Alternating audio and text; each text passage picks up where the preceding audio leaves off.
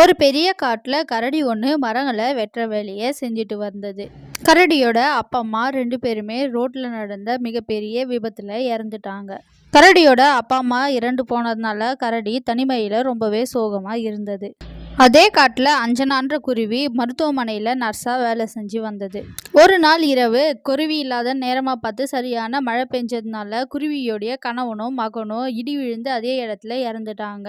அவங்க 2 பேரும் இறந்து போன நாள்ல இருந்து குருவி தனிமையில ரொம்பவே சோகமா இருந்தது. ஒரு நாள் கரடி வழக்கம் போல மரங்களை வெட்டிட்டு இருந்தப்போ தெரியாம அதனுடைய கையையும் சேர்த்து வெட்டிக்கிச்சு. கையில பலமா கரடிக்கு அடிபற்றவே பக்கத்துல இருந்த மருத்துவமனைக்கு போனது.